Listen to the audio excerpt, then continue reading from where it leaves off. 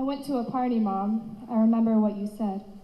You told me not to drink, Mom, so I drank soda instead. I really felt proud inside, Mom, the way you said I would. I didn't drink and drive, Mom, even though the others said I should. I know I did the right thing, Mom. I know you are always right. Now the party is finally ending, Mom, as everyone is driving out of sight. As I got into my car, Mom, I knew I'd get home in one piece because of the way you raised me, so responsible and sweet.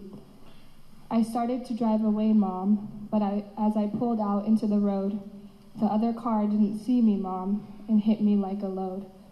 As I lay there on the pavement, Mom, I hear the policeman say, "The other guy's drunk, Mom, and now I'm the one who will pay." I'm lying here dying, Mom. I wish you'd get here soon. How could this happen to me, Mom? My life just burst like a balloon. There are people all around me, Mom, and they are really crying. I hear the medics say, Mom, I'll die in a short time. I just wanted to tell you, Mom, I swear I didn't drink. It was the others, Mom, and the others didn't think. He was probably at the same party as I. The only difference is he drank and I will die. Why do people drink, Mom? It can ruin your whole life. I'm feeling sharp pains now, pains just like a knife. The guy who hit me is walking, Mom, and I don't think it's fair. I'm lying here dying, and all he can do is stare. Tell my brother not to cry, Mom. Tell Daddy to be brave. And when I go to heaven, Mom, put Daddy's baby on my grave. Someone should have told him, Mom, not to drink and drive. If only they had told him, Mom, I would still be alive. My breath is getting shorter, Mom. I'm becoming very scared. Please don't cry for me, Mom. When I needed you, you were always there. I have one last question, Mom, before I say goodbye. I didn't drink and drive, so why am I the one to die?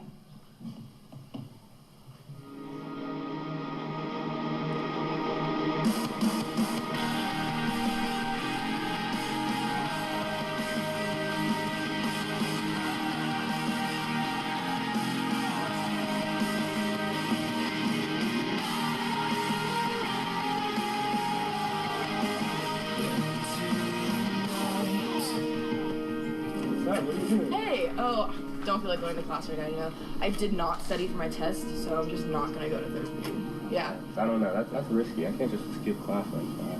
Hey, I have booze in my car. My parents were having a party this weekend. Come on, like, we could just go out there, drive up to the rocks, you know. Midday drinking, that's why. It helps you get through the rest of the day. 5th and 6th period, so much easier. Oh no. Come on, it's senior year, 2nd semester. Like, you gotta end senior year on a good note. Alright. Yeah. Right. Yeah. I'm done.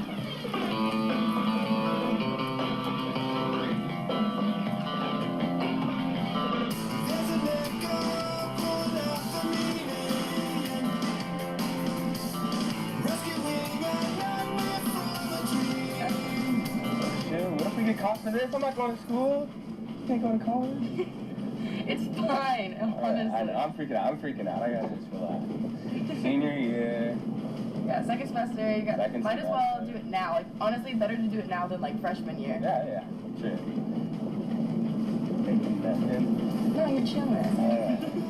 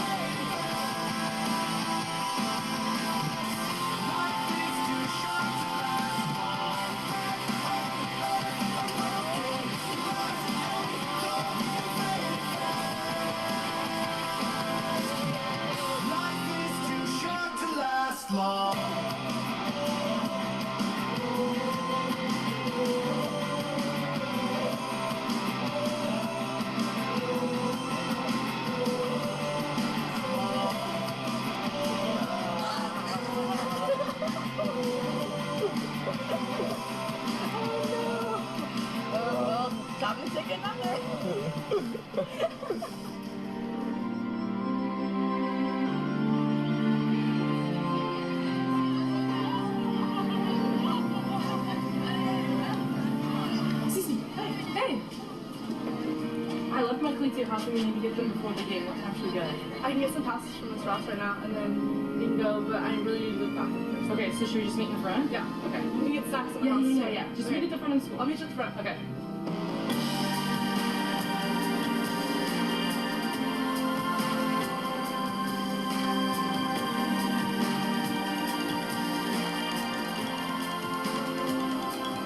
Is that your phone? My mom's calling. Don't answer it. I have to. She's gonna know something's up if I don't. Hello? Skip class, what? No, we had a substitute. He must have just, like, forgot to... Alright, I just left really quick because I had to go home and get some homework. Okay. Alright. I know. We're back to school. We're back at school. Bye. Bye. We gotta go. Okay.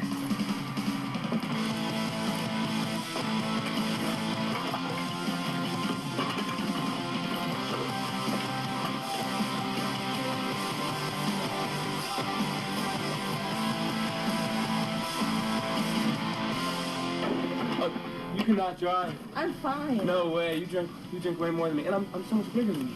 No, it's fine. I can drive. I can do it. It's like my mom's car. Emma. Yeah. No, Emma, you were too drunk. Give me the keys. Okay, fine. All right, put these in the back.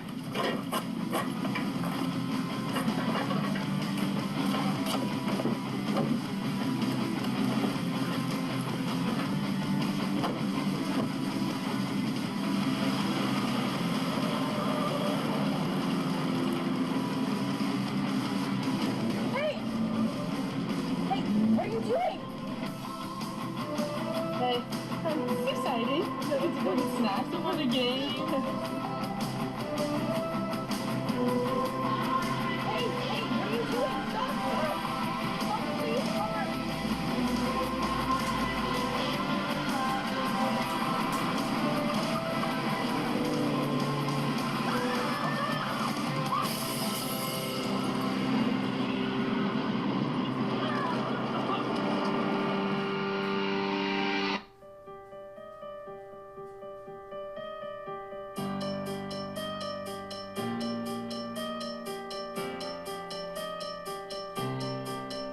Emma! Cece! No! Emma! Emma! Look up! Emma! Emma! Don't touch them! We need help! What are we supposed to do? I can't feel my leg! Emma isn't responding. Brian, you okay? There's an accident! Where is that casket?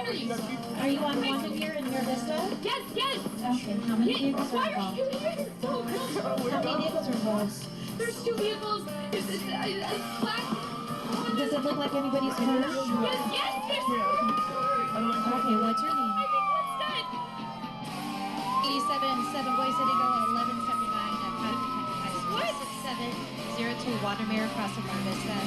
Two vehicles involved with a possible fatality for the military.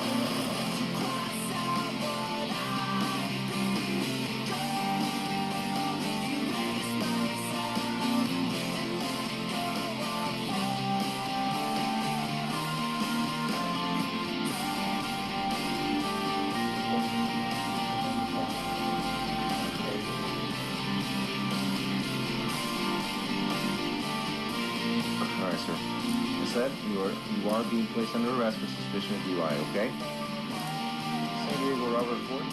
87 Robert Ford, go ahead. Robert Ford, go ahead and show me custody, with one in custody, if you can start a blood tech or stand by. You don't want to do blood test or blood test? Okay. Show me en route to San Diego CHP area office. We're gonna...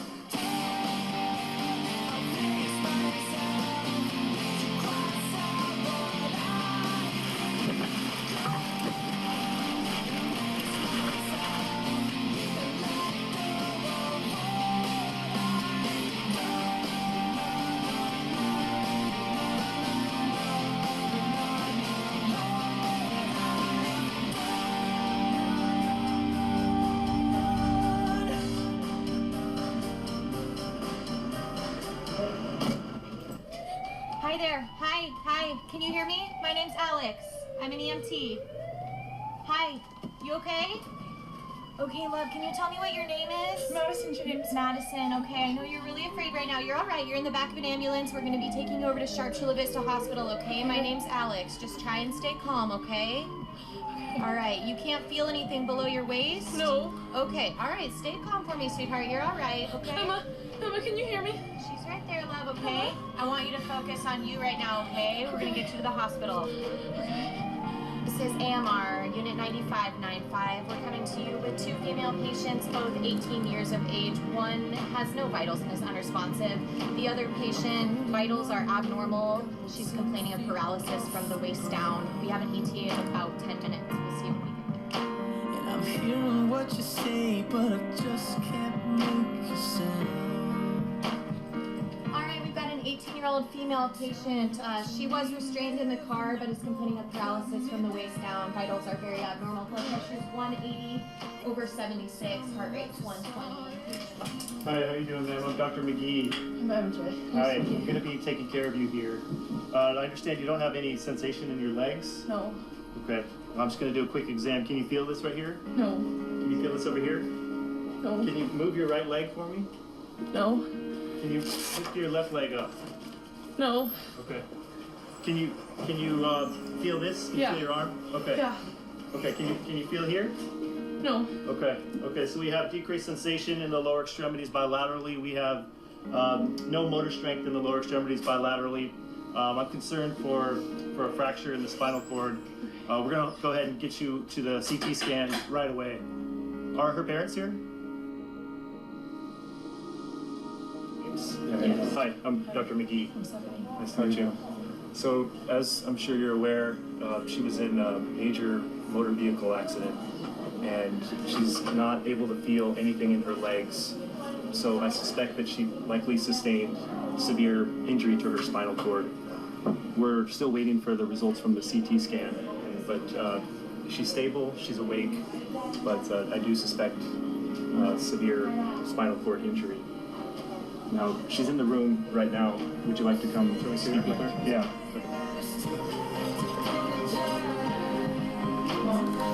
Yeah? You okay? I was hit at school. I'm a drunk driver, yeah. I just can't feel my legs. Oh, babe. You can't feel anything in your legs? No, my leg's kind of sore. I just can't feel my legs at all. Everything's gonna be fine. Doctor gonna take care of you. We're gonna figure it out. We're just waiting for the results. Okay. Okay? I love you. Love you too. We're gonna figure it out. Another chance, take a fall, take a shot for All right, we've got the unrestrained patient here, 18-year-old female. She's unresponsive, thready pulse. We've been ventilating for her on the way here to the hospital. Okay, do we have a blood pressure on her? Blood pressure last we took was 60 over palp. Okay, so we've got a trauma victim here with thready pulse, very unstable vital signs. Has she been moving at all? No, patient's completely unresponsive. Okay. Okay, let's get her hooked up to the monitor here. Man, can you hear me?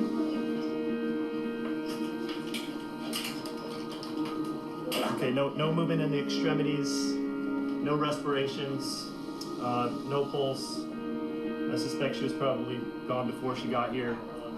Someone will have to notify the parents. I'm going to go ahead and pronounce time of death. Time of death is 11:29 a.m. Hi, are you Mr. and Mrs. Churchill? Yes. As you know, she was in a major trauma accident, and she sustained major trauma, and unfortunately, she didn't make it.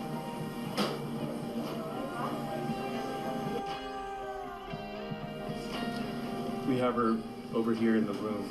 Would you like to see her now? Yeah.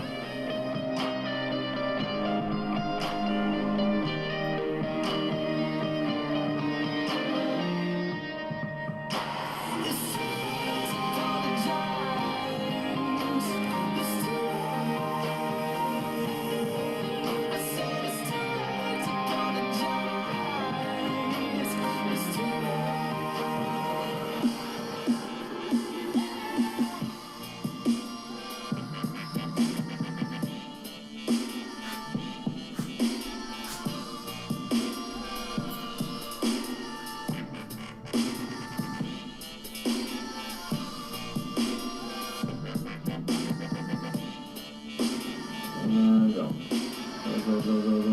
Obviously, you hurt a lot of people back there, and then as a result of the crash, when you're driving under the influence, there's a person that died. Okay, that's a felony. Okay. So.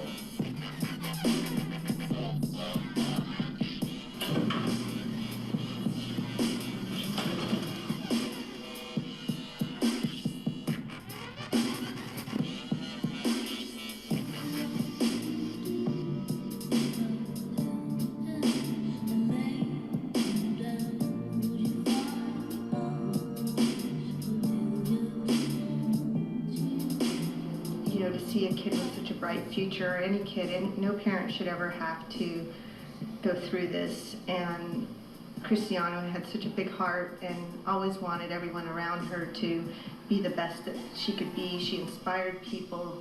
She drew people to her. It's such a great loss, not just for us, but for anybody that ever had the opportunity to meet her or be part of her life. Everyone's going to feel that loss, and we just can't believe it. We can't believe it right now.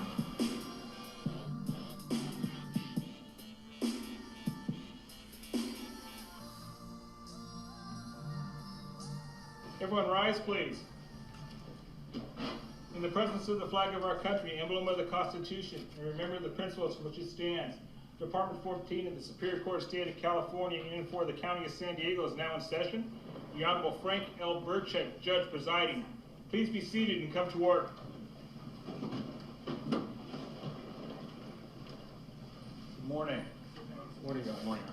This is the case of the People versus Ryan Savage. We're here for preliminary hearing. Appearances, please. Good afternoon, Your Honor. Curtis Ross, Deputy District Attorney on behalf of the people of the state of California, accompanied today by California Highway Patrol Officer Juan Escobar. Solomon Chain, Deputy Public Defender on behalf of Mr. Ryan Savage.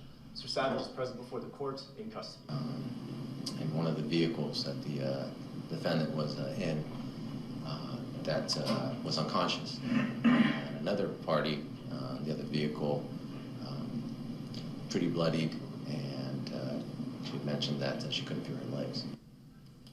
Do you admit that you drove under the influence and caused the death from that driving under the influence of Cristiona Caccamise? Yes. As to count 2, do you admit that you drove under the influence, and by driving under the influence, you caused the death of Emma Churchill? Yes. As to count 3, do you admit that you drove under the influence of alcohol and you caused great bodily injury to Madison James? Yes. And people, my understanding is that there are family members who wish to speak and victims who wish to speak. Is that correct? That's correct, Your Honor. It's obviously caused not only physical and end-of-life situations, but the trauma that the ripple effect of the trauma is going to affect Mr. Savage probably for the rest of his life, and we care for him as a person and an individual. Just very sad that this had to happen. Because of what you did, Ryan, we now have to bury our daughter. She devoted her whole life to being a phenomenal softball player.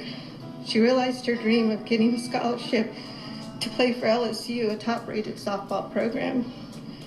But now she'll never step foot on that campus as a student or as an athlete. She'll never be able to compete for the World Series title, which was one of her biggest dreams. She'll never be able to try out for the Olympic softball team, another dream. We, her parents, will never be able to watch her play college ball. We won't see her graduate high school, let alone college, because of the decision you made, Ryan. I feel like I'm the lucky parent because I'm not burying my child. I get to have her with me, even in the condition she's in. I know she'll go on and do great things. But Ryan, the choices that you've made, I don't know if it was the first time, but I do hope it's the last time. We love your family, your parents, your brother, and we love you, but you've taken 2 lives and paralyzed another. Just know, Ryan, that you are my best friend and you always will be. And hopefully, soon, you'll come to see that this one bad decision cost a lot of lives, and my life going to softball. I'll never play softball again, and you've seen me grow up and work for this and work for everything I've done. So I hope you realize that this will be your last bad choice. Still can't believe that this is happening. Not our son, Ryan. He is kind, he's loving, he's caring, and most of all, he loves to sing. Ryan was planning on attending the University of Arizona in the fall, travel the world this summer, and enjoy time with friends and family. But now that is all gone. Our heart aches. Our heart aches for our son, Ryan, for the victims and the victims' families. What makes this pain so unbearable is Ryan has gone to school with these girls since kindergarten. The event of today will forever change so many lives and in so many ways. I'm aware of my actions, and I'm deeply sorry to victims and their family. This was the furthest from my intentions. I had a clear record before this, having gotten detention in my life, and I'm just sorry from the bottom of my heart, and I'm appreciative of the leniency of the families. I'm dear friends with all my friends that were involved in this accident, and it just breaks my heart. Under Penal Code Section 1170.16, those run full consecutive. Given the high blood alcohol level, given the victim impact statements, given the fact that Mr. Savage knew better, the court does not find any mitigating circumstances and will choose the upper term as to each of those. 10 years on count 1, 10 years on count 2. As to count 3, that is, with the normal rules of consecutive sentencing, 1/3 the midterm of 8 months, plus 1/3 of the enhancement for another 2 years, 8 months. So that's 3 years, 4 months, 23 years, 4 months. Plus the enhancement under 23558 of the Vehicle Code, which adds 1 year for each individual injured or killed in such an accident. So Mr. Savage is sentenced to a total of 26 years, 4 months in state prison. He will be remanded to the custody of the sheriff to be transported to the California Department of Corrections.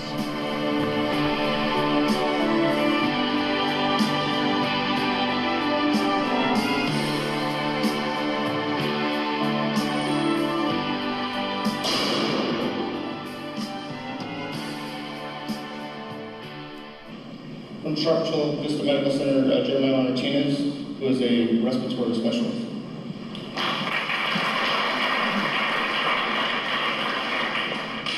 Thank you for having me here. So by the time you guys usually get to me, it's sometimes too late. Whether it's CPR, whether it's trying to get IVs started and trying to get you down to casket like Dr. McKee said in the video. It's a hard thing to try to save somebody who's been wrecked that bad.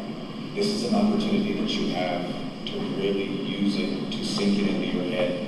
I wanted to talk about all the medical stuff that we get to see from all of this, but then I realized, as I was talking to MJ yesterday as we were filming this, there's only a few people that I really want to try and pinpoint here. Those of you that were laughing yesterday. I saw 3 types of kids.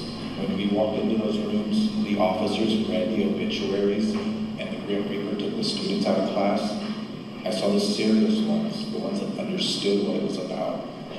I saw the ones that were giggling at first and then realized, oh wait, this isn't a joke. And then I saw the other ones that laughed. Those of you that laughed the entire time that it was being read or the students were there. Whether it was out of self-defense, because in healthcare we use humor to help calm our nerves. If that's what it was, I understand. But if it wasn't, you're the not me kid. You're the it doesn't happen to me. I'm too invincible. Well, I grew up with kids like that. One of them has 3 DUIs. The other one's paralyzed from the waist down, self-inflicted. Got into a car and drove. Now has to empty his bladder with a catheter. He has to slide himself into his own car from his wheelchair on a piece of wood. This is your opportunity. Don't squander it. Live, do something positive, make a difference. Thank you, Ms. MJ, for your laughs yesterday, because she was the other one who pointed it out. That's what bothered her most about this. Don't throw it away. Good luck, you guys. I hope that you guys want to do great things, and somebody here will be affected by a DUI, whether you knew the person who was driving, somebody who got pulled over. Just make sure that whatever message you pick up here, you share with everybody you know. There's 2 faces you don't want to see, mine and Officer Sanchez. Trust me. Thank you.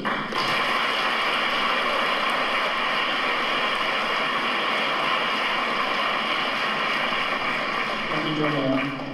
And now from San Diego Fire Department, Captain Joe Amador.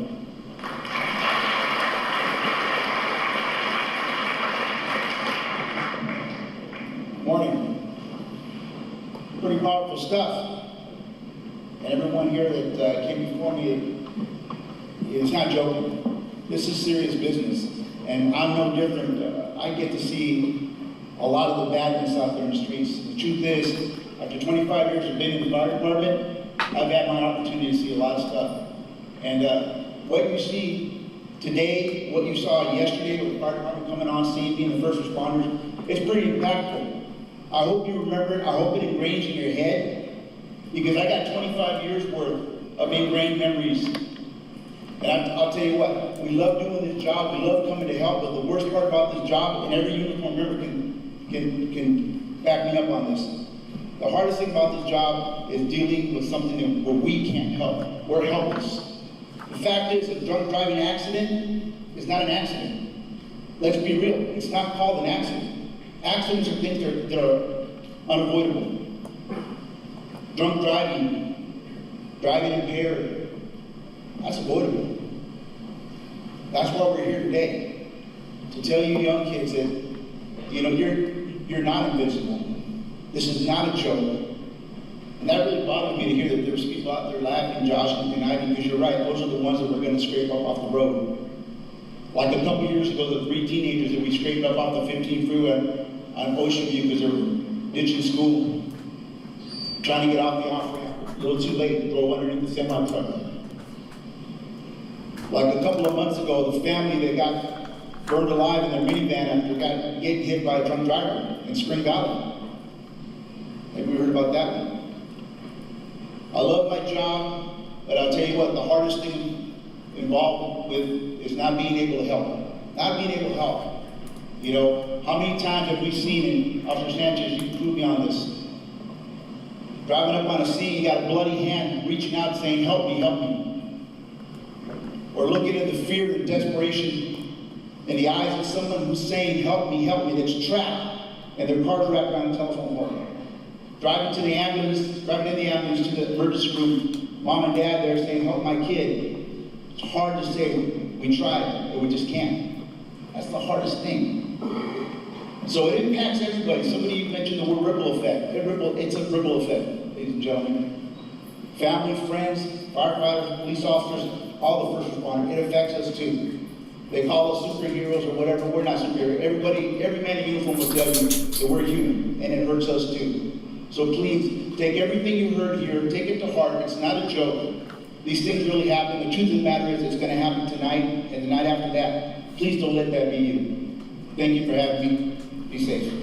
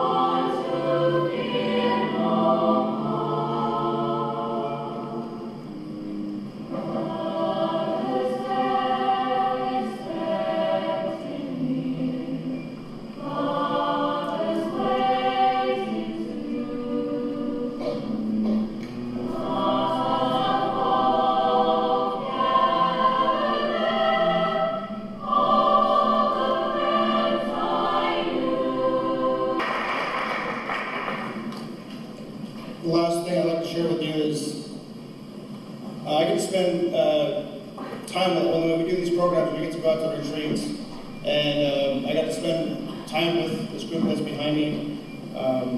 These are really special young adults. They thought really long and hard about how this epidemic can be stopped and what they can do to stop it. At this time, I'd like to call up the four core: Cece, MJ, Ryan, and Emily.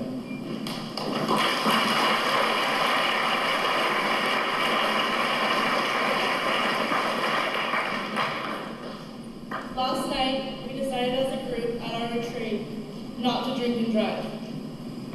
If you guys are with us in this pledge, please stand.